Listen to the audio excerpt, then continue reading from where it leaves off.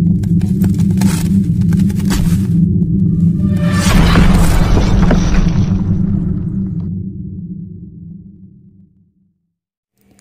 ini merupakan lanjutan kisah Dewa Sani saat Sani pergi ke istana Dewa Surya dan di sana dia melihat ibunya sedang menidurkan seorang anak. Sani terkejut melihat ibunya dan air mata keluar dari matanya. Cahaya merasakan sesuatu tapi dia tidak melihat siapapun karena Sani telah bersembunyi.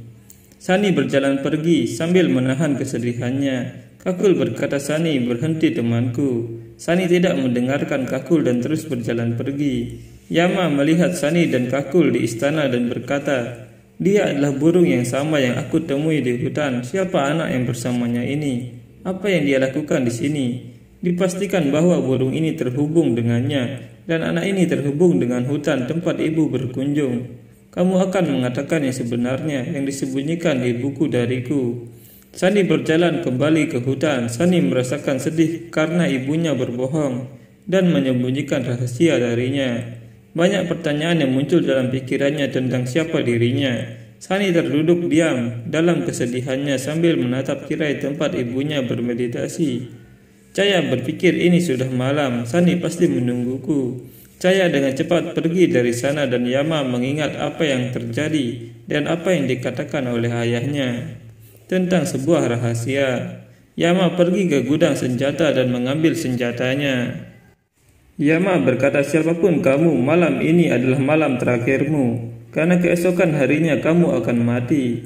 Cahaya menemui Sani dan dia melihat Sani sedang duduk diam. Cahaya berkata, "Nak, kamu masih terjaga." Sani berkata, "Tidak ibu, aku bangun hari ini." Cahaya berkata, "Apakah kamu sudah makan?" Sani berkata, "Kamu selalu menemaniku, bagaimana aku bisa sendirian hari ini?" Cahaya berkata, "Apakah kamu tidak percaya padaku mengapa aku terlambat hari ini?" Sani berkata, "Aku tahu, kamu sibuk bermeditasi ibu." Sani pergi sambil menahan tangisannya. Cahaya menyuap Sani dan berkata, "Apa yang terjadi nak? Apa yang kamu lihat?" Sani berkata, "Ibu, kamu terlihat sangat lelah. Doa yang begitu panjang membuatmu lelah. Ibu, kamu bilang bahwa menyembah Tuhan membawa kebahagiaan dan kedamaian dalam diri kita. Tapi doa yang membuat lelah membingungkan pikiran kita. Entah alasan pemujaannya tidak sesuai atau doanya yang tidak sesuai. Persingkat waktumu untuk pemujaan ibu." Sani kemudian menyanyikan lagu tidur untuk ibunya. Dan mendengar itu Cahaya merasa sedih dan bersalah kepada Sani. Cahaya tertidur dan air mata Sani menetes melihatnya. Matahari telah terbit dan Cahaya terbangun. Sani berkata, "Ibu, matahari telah terbit. Apakah kamu tidak akan pergi untuk pemujaanmu?" Cahaya berkata, "Maafkan aku nak, aku tidak akan terlambat dari sekarang dan seterusnya." Sani berkata, "Ibu, mengapa kamu meminta maaf? Aku yakin kamu mungkin memiliki alasan untuk doa-doamu yang keras. Aku yakin kamu akan memberitahuku pada waktu yang tepat." Sani berusaha membuat ibunya tenang meski dia sedang sedih. Cahaya kemudian pergi dari sana dan kembali ke istana Dewa Surya. Saat itu Resi Sukracarya dan pasukan iblisnya masuk ke hutan untuk mencari Sani. Resi berkata, "Aku akan menemui anak itu. Ingat, tidak ada yang akan datang ke sana sampai aku menyuruh kalian."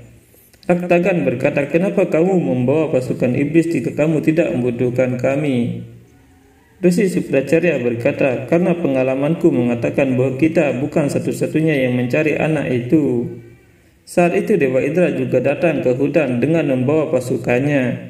Dewa Indra berkata, "Waktunya telah tiba untuk mengungkapkan apa yang disembunyikan Dewa Matahari." Bersamaan dengan itu Yama juga datang ke sana untuk mencari Sani. Yama berkata, "Keluar dan jawab pertanyaanku, atau kamu mengundang kematianmu. Keluarlah." Yama melempar kekuatan pedangnya dan membuat ledakan di rumah Sani. Sani keluar mendengar suara ledakan itu dan Sani berkata, "Aku tidak mengenalmu, tapi aku ingin tahu bahwa itu adalah kesalahan dengan menyerang seseorang dan pergi ke rumah seseorang tanpa izin. Kamu telah melakukan itu. Mungkin upaya ketiga akan menjadi upaya terakhirmu." Yama berkata, "Apakah memasuki rumah seseorang tanpa izin hanya dianggap sebagai pelanggaran pada siang hari, bukan pada malam hari? Jika jawabannya ya, lalu atas izin siapa kamu datang ke Surya Mahal tadi malam?" "Tapi bukan pertanyaanku. Dengan izin, siapa kamu datang? Pertanyaannya adalah, mengapa kamu datang? Katakan padaku, kalau tidak aku akan mencabut pohon itu yang kamu sebut rumahmu. Sani berjalan mendekati Yama dan Kakul melihat itu dari kejauhan. Yama menyerang Sani dengan kekuatannya, tapi Sani berhasil menghindarinya. Kakul berkata, apa yang sedang terjadi? Aku harus melakukan sesuatu sebelum kecelakaan terjadi. Sani berkata, kembalilah, jangan membuat keributan. Tapi Sani terdiam karena dia tahu ibunya tidak ada di dalam. Yama berkata, katakan padaku, mengapa kamu datang ke Surya Mahal kemarin? Yama terus menyerang Sani sambil berkata, mengapa? Apa hubunganmu dengan Surya Mahal? Sani terus menghindar dan berkata, aku tidak ingin berkelahi, kembalilah. Yama berkata, hanya pada pengecut yang berpikir untuk kembali, keberanian dan kepengejutan diwarisi oleh orang tua. Aku ingin bertarung denganmu. Yama terus menyerang Sani, tapi Sani terus menghindar dan Yama menggunakan kekuatannya sehingga membuat ledakan di sana. Melihat Sani hanya menghindari serangannya, Yama berkata, aku yakin ibumu pengecut, itu sebabnya kamu menjadi pengecut. Tentunya darah ibumu yang kotor yang membuatmu menjadi pengecut. Mendengar itu, amarah Sani bangkit karena penghinaan kepada ibunya.